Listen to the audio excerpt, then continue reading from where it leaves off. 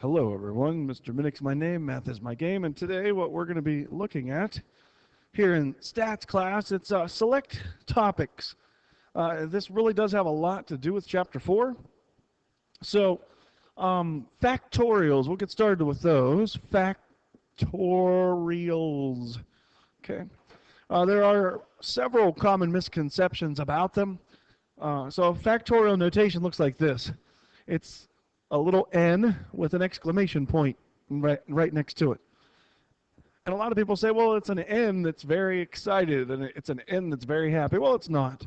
Most textbooks will say that n factorial is equal to 1 times 2 times 3 times ... That's the dots of ellipsis. It means it keeps on going all the way up until you get to n.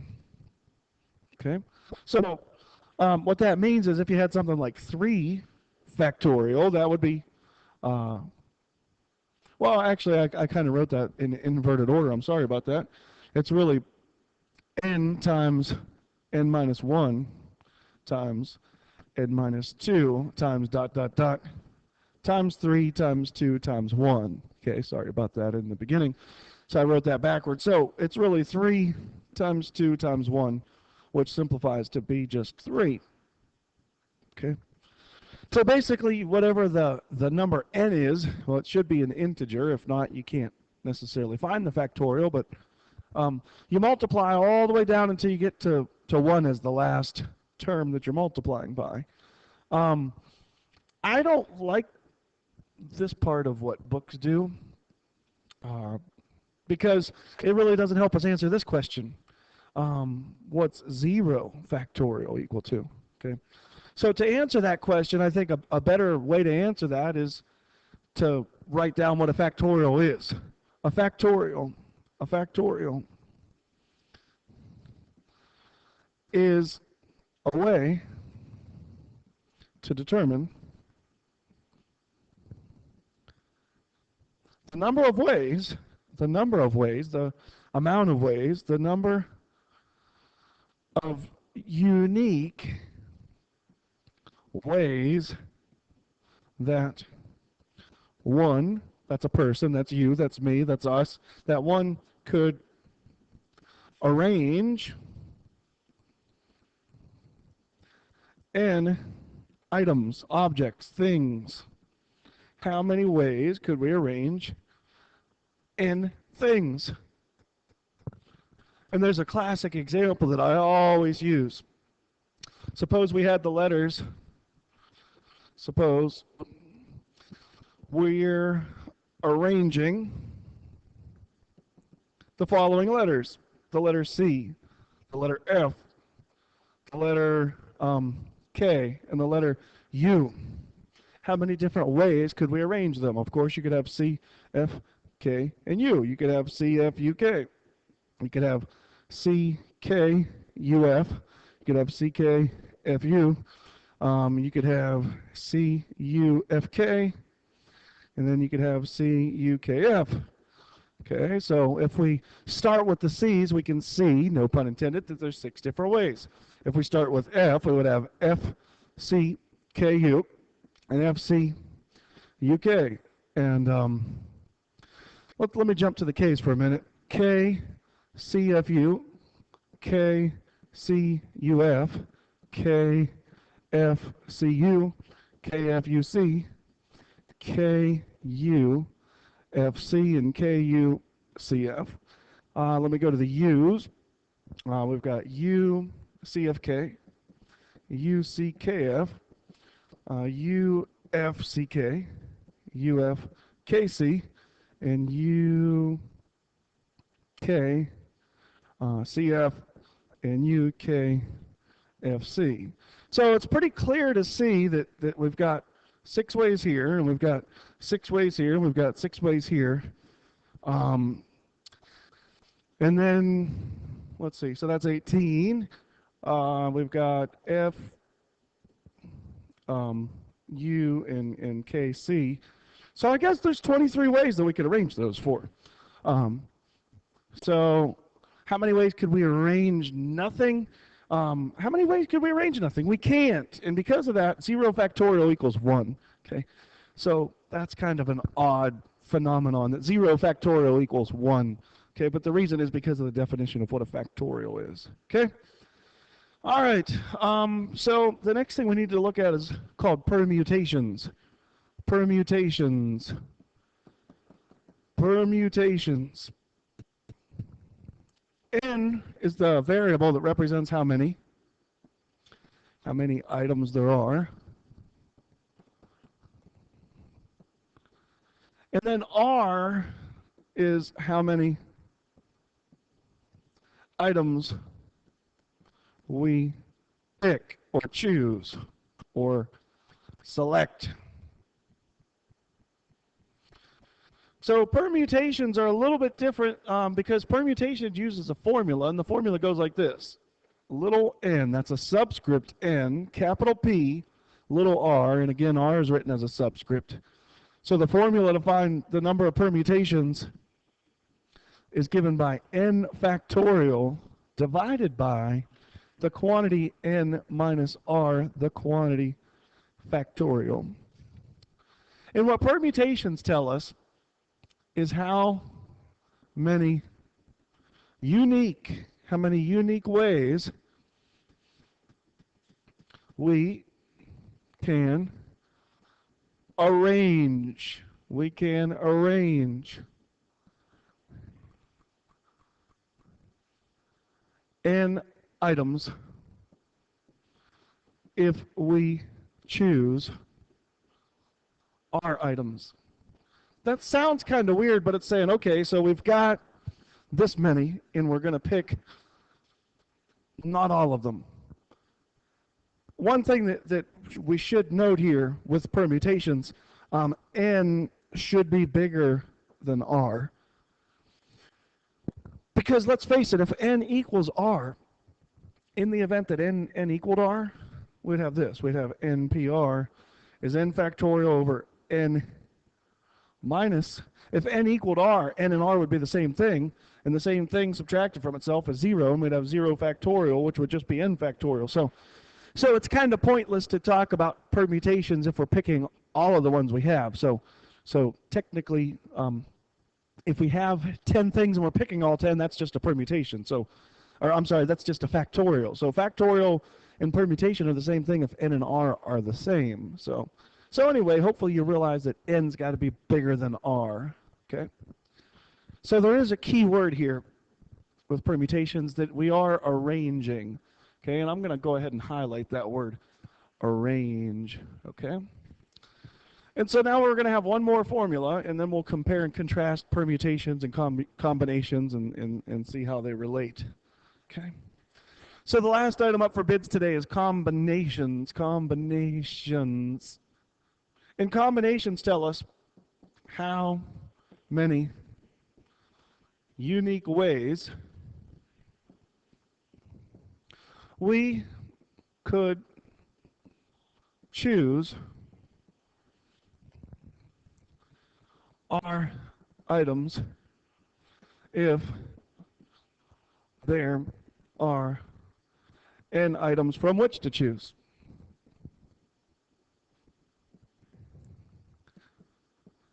So these things all sound the same. We're using the word unique. We're talking about picking things.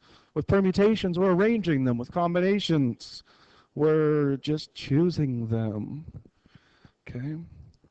With combinations, we're talking about choosing.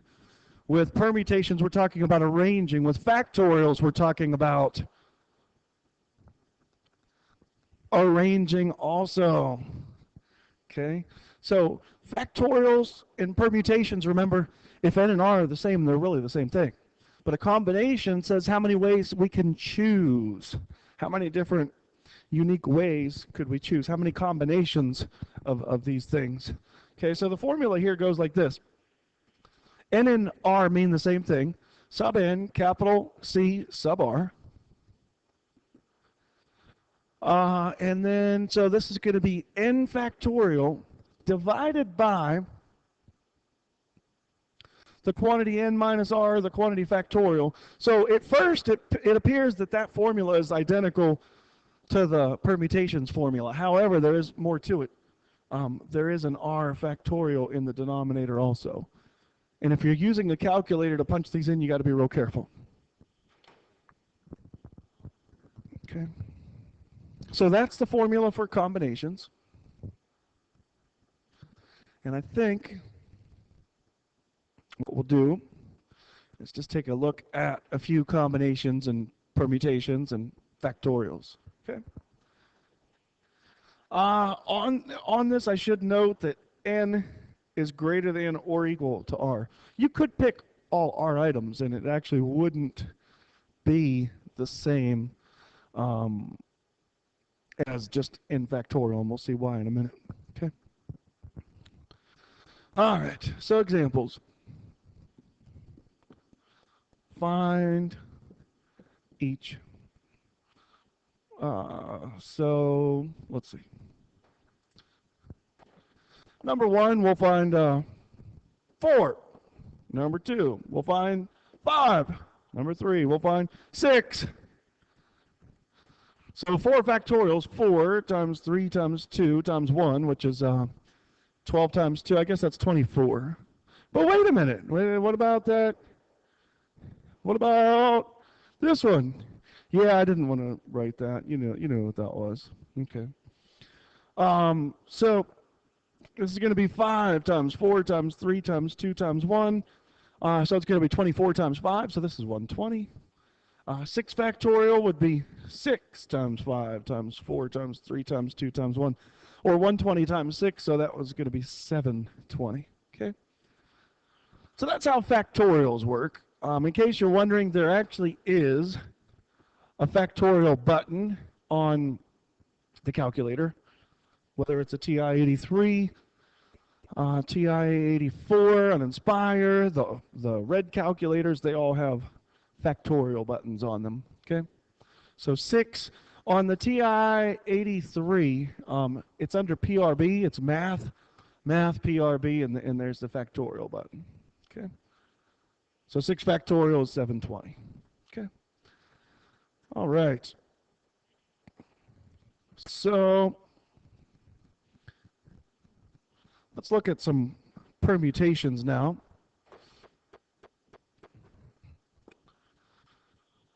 Example, find each permutation. Okay. So let's find 4p0, 4p1, 4p2, and I want to go all the way up to 4 on this because this is pretty cool. 4p3 and 4p4. Okay, so remember what that formula here is. NPR is n factorial over n minus r quantity factorial. Okay, so technically this first one doesn't make sense because it's 4 factorial over 4 actually, this one does make sense, over 4 minus 0 quantity factorial. So this is 4 factorial divided by 4 factorial, which is 1. Well, that one's kind of interesting. Let's look at the next one. It would be 4 factorial over 4 minus 1 quantity factorial. So that's 4 factorial over 3 factorial, which is 4 times 3 times 2 times 1 over 3 times 2 times 1, and a bunch of things cancel, so that's just 4. Let's go to the next one. 4 permuted 2 ways. 4 factorial over 4 minus 2 quantity factorial, so that's 4 factorial over 2 factorial, so that's 4 times 3 times 2 times 1 over 2 times 1, so there we get 12. Okay, now let's think about this. Remember, it's how many ways we can arrange so many things. If we're not arranging anything, there's one way to arrange nothing. If we're arranging one thing, there's 4 different ways because we could pick 4 things. Or we have 4 things to pick from, I should say. If we're arranging 2 things, it stands to reason that there's more ways to arrange 2 things if we're picking from 4. So if we are picking 3 of the 4, there should be even more still. So let's see, 4 factorial over 4 minus 3, the quantity factorial. So this is 4 factorial over 1 factorial, which is 4 times 3 times 2 times 1 over 1, which is 4 times 3 times 2. That's 24 again. Huh. Well, that's interesting. And there is some logic behind that, why that ends up being what it is. Remember this last one here, we said something special about this. This is going to be 4 factorial over 4 minus 4, the quantity factorial. So that's 4 factorial over 0 factorial. And again, we said that basically this is the same thing as a permutation. So, so we got 4 times 3 times 2 times 1 over 0 factorial is just 1. So we get 24 again. So really, this is the same thing as 4 factorial. That's interesting. Let's try these with combinations and compare the two and see what happens. See if we can draw any conclusions and make any generalizations. Okay. So let's go 4, choose 0. 4, choose 1. 4, choose 2. 4, choose 3. And we'll go to 4, choose 4. Okay. So remember the formula here is different. NCR, we have n factorial over n minus r quantity factorial times r factorial. Okay. So this first one, we're going to have 4 factorial over 4 minus 0, the quantity factorial, times 0 factorial. So that's 4 factorial over 4 factorial 0 factorial. So that's 4 times 3 times 2 times 1 over 4 times 3 times 2 times 1 times 1. And everything cancels, and we get 1. How many ways can you choose nothing from 4 things? 1. You can't. I know that's kind of weird. Okay, so here we got 4 factorial over the quantity 4 minus 1 quantity factorial times 1 factorial. So that's 4 factorial over 3 factorial 1 factorial. So that's 4 times 3 times 2 times 1 over 3 times 2 times 1 times 1. 3 times 2 times 1 cancels 3 times 2 times 1. So this ends up equaling just 4. Okay.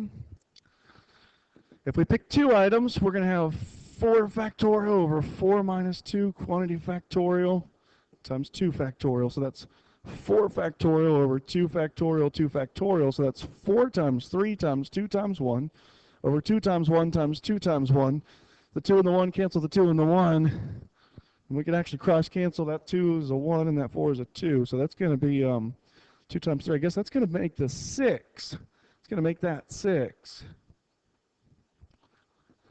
Next, 4 factorial, 4 minus 3 quantity factorial times 3 factorial. So that's 4 factorial over 1 factorial 3 factorial. So that's 4 times 3 times 2 times 1 over 1 times 3 times 2 times 1, which is just going to be 4. You might notice some symmetry going on here with combinations. Hopefully you do, because there is. This last one, we're going to have 4 factorial over 4 minus 4 quantity factorial times 4 factorial. So that's 4 factorial over 0 factorial 4 factorial. So that's 4 times 3 times 2 times 1 over 1 times 4 times 3 times 2 times 1. And everything cancels, and that's just 1. So if we compare a combination to a permutation, in the case of choosing nothing, they're equal. In the case of choosing 1, they're equal. In the case of choosing more than 1, now the permutation's bigger. There are more ways to choose things if we're arranging them. And that, hopefully that makes sense. If we're arranging them, that there's going to be more possible ways to arrange things than to simply pick them. And then if we look at the 4 choose 3, we can clearly see if we're choosing 3, there's a lot more ways to arrange 3 things than there are to arrange 4. So anyway, that's how those work. I would like to leave the combinations up and show you Pascal's triangle, which goes like this. 1, 1, 1. It's weird. Row 0 of Pascal's triangle is actually the top row. The top row is row 0 of Pascal's triangle. And then the second row is row 1. Okay? The third row of Pascal's triangle has a 1 and a 2 and a 1 in it. Okay? So that's row 3 of Pascal's triangle. Row 4 of Pascal's triangle, interestingly, has a 1 in it, and a 4, and a 6, and a 4, and a 1 in it, interestingly. So maybe you'll notice something about Pascal's triangle. In row 4, this first term is actually the same thing as 4, choose 0. And the second term is actually the same thing as 4, choose 1. And the third thing is actually 4, choose 2. And the fourth thing is 4, choose 3. And the last thing is 4, choose 4. So what I'm saying here is that in Pascal's triangle, it really is a clever way of coming up with combinations. Okay? So a couple general things about combinations to note, and then we'll look at the calculator real quick. NP0 is always equal to, let's see, NP0 is going to be 1. NC0 is going to be 1. How many ways can you choose nothing? There's only one way to choose nothing. You can't. NP1. NP1 is N, and so is NC1.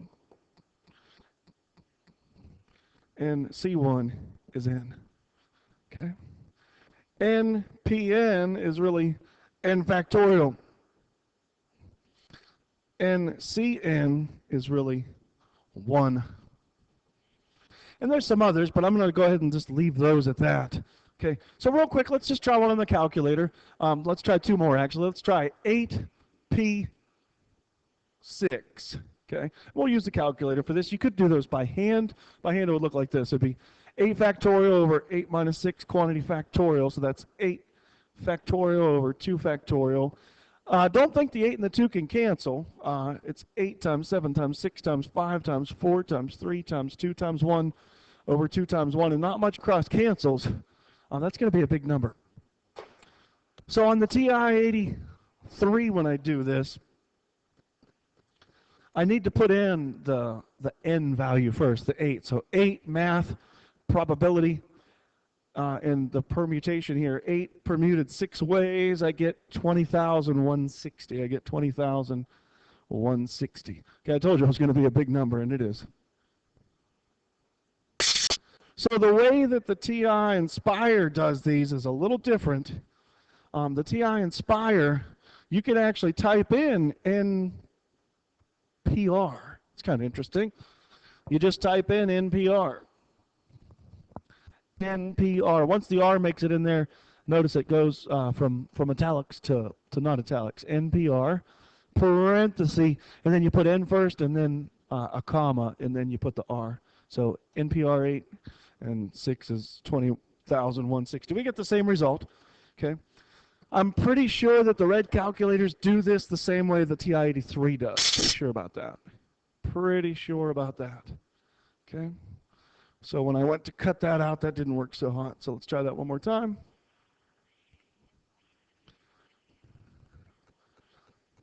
So we get 20,160 there. Okay. 20,160. Good. All right. Let's try one more. Last one. Last one. Let's go with 7C3. Okay, so that's going to be 7 factorial over 7 minus 3 quantity factorial times 3 factorial. So that's going to be 7 factorial over 4 factorial, 3 factorial. And don't go making up your own rules about factorials thinking that this becomes 7 factorial, because it doesn't. It doesn't work that way, okay? So this is 7 times 6 times 5 times 4 times 3 times 2 times 1 over 4 times 3 times 2 times 1 times 3 times 2 times 1. And a lot of stuff cancels. The 4 through 1 cancel the 4 through 1. The 3 and the 2 here could cross cancel with the 6, so that should be 35. If you were to go to the 7th row of Pascal's triangle, I guarantee you in the right spot you'd find a 35. So let's see. NCR. NCR. I said NCR. NCR.